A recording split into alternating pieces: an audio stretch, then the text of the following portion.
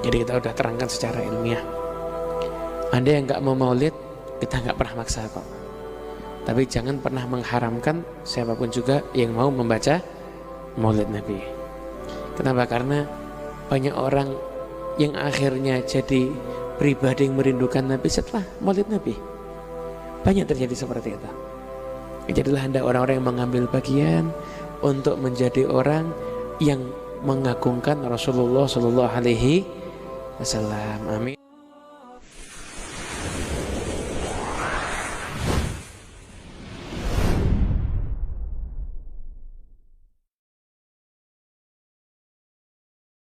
Mubah, makruh, haram. Itu namanya bicara hukum. Kita harus ngerti, yang dihukumi wajib itu apa? Satu perkara yang ada perintah dan perintahnya itu kuat. Sunnah itu apa? Satu perkara yang ada perintah tapi perintahnya nggak kuat. Jadi memang ada perintah, makanya dikerjakan itu bagus, nggak dikerjakan nggak dosa. Mubah nggak ada perintah, nggak ada larangan. Makruh ada larangan tapi nggak begitu kuat. Contoh, Nabi Muhammad pernah melarang orang buang air kecil dalam keadaan berdiri. Tapi Nabi Muhammad pernah buang air kecil dalam keadaan berdiri. Larangan ini bukan haram tapi makruh. Yang kelima, haram ada larangan dan larangan itu kuat, makanya dihukumi haram. Jadi kalau kita membahas hukum, berarti kita akan memasukkan perkara yang kita bahas ke salah satu di antara 5 ini tadi. Wajib, sunnah, mubah, makruh, haram. Sekarang apa yang mau kita bahas?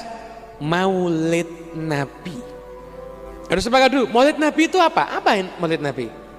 Maulid Nabi itu adalah orang yang berkumpul di tempat itu membaca sejarahnya Nabi. Setelah itu bareng-bareng bersolawat kepada Nabi. Ada di tempat itu yang ceramah menyampaikan tentang hadis Nabi atau ajaran Nabi. Nah, dari semua isi maulid ini, apakah ada yang merupakan perkara terlarang? Nggak ada kan? Nggak ada. Berarti kita tidak bisa menghukumi maulid itu hukumnya haram. Kenapa? Gak ada perkara terlarang di dalamnya. Bisa dipahami ya? Itu kan ada rebana. Rebana gak terlarang. Nabi Muhammad berapa kali disambut dengan rebana? Pernah ada budak-budak wanita mainkan rebana di depan Rasulullah SAW? Ada riwayat hadisnya. Rebana boleh. Nah itu kan berdiri. Memangnya berdiri haram? Gak ada larangan berdiri. Terus gimana? Berarti maulid itu, yang merintahkan maulid ada nggak? Nggak ada juga sih. Berarti maulid itu bukan wajib juga bukan haram.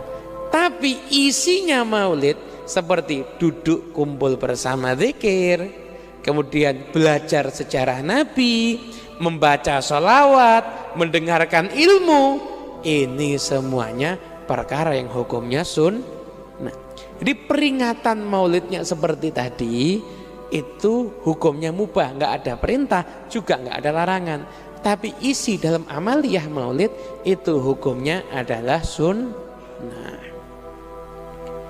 Anda kalau mau menghukumi ulang tahun hukumnya apa? Anda mesti tanya, lah ulang tahunnya gimana dulu? Ulang tahunnya isinya acara santunan anak yatim, niatnya ulang tahun. Lah ulang tahunnya sendiri itu mubah, nggak ada perintah, nggak ada larangan. Tapi isi daripada perayaan itu sedekah menyantuni anak yatim, itu hukumnya sunnah. Ini namanya bicara hukum ilmiah. Itu kan nggak pernah dilakukan sama Nabi. Ya maksud Nabi mau memperingati maulidnya sendiri kan nggak mungkin. Sahabat kan juga enggak, sahabat nggak perlu maulidan. Setiap saatnya mereka maulid. Setiap saatnya mereka maulid. Dan sebenarnya Nabi Muhammad juga maulidan secara tidak langsung. Kenapa? Ketika Nabi ditanya, kenapa puasa hari Senin? Nabi menjawab, di hari itu aku dilahirkan. Berarti Nabi Muhammad mengajarkan hari kelahiranku sesuatu yang istimewa terjadi di dalamnya. Dan yang berikutnya, ada satu riwayat hadis, dan hadis ini ada menyatakan sahih, ada menyatakan hasan.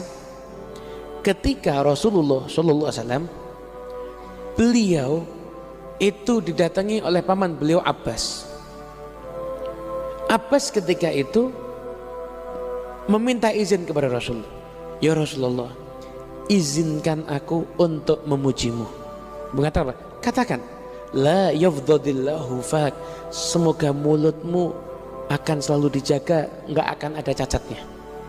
Allah akan menjaga mulutmu. Maknanya kurang lebih begitu. Dan subhanallah, Abbas ini sampai usianya udah tua, tidak ada satu gigi pun yang putus. Dan Abbas melantunkan syair-syair memuji Nabi Muhammad. Sampai pada syair itu ada bagian, wa anta lamma wulidta asyraqatil ardu wa dha'at binurikal ufuku. Dan engkau wahai Muhammad, ketika engkau dilahirkan, maka bumi ini bersinar dan cakrawala itu semuanya terang benderang karena cahayanya Rasulullah SAW. Memang ketika Nabi lahir itu, Nabi itu ketika diangkat kelihatan bangunannya orang Romawi ketika itu. Padahal beliau ada di Mekah, bangunannya orang Romawi jauh di sana. Kelihatan karena cahayanya Rasulullah. Berarti Abbas bin Abdul Muthalib menceritakan kelahiran Nabi di depan Nabi, tidak dilarang sama Nabi, justru mendapatkan doa dari Nabi Muhammad SAW. Nah, dari situ kita bisa mengatakan nggak boleh kita berlebihan menyatakan maulid wajib, nggak bagus juga. Tapi jangan sembarangan menyatakan maulid haram. Kenapa? Anda kalau bicara haram, Anda harus menyatakan dalil yang melarang. Ada nggak larangan untuk maulid? Nggak akan ketemu Anda. Dan maulid ini adalah amalan yang sudah dikerjakan dari dulu.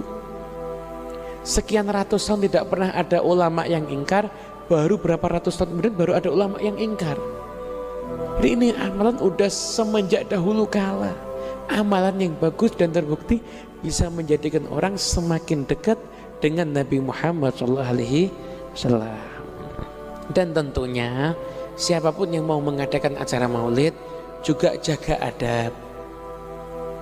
Anda kalau buat peringatan maulid tapi isinya joget bersama, haram. Isinya nyanyian, perempuan yang nyanyi di depan laki-laki yang bukan mahramnya, haram, ini nggak boleh.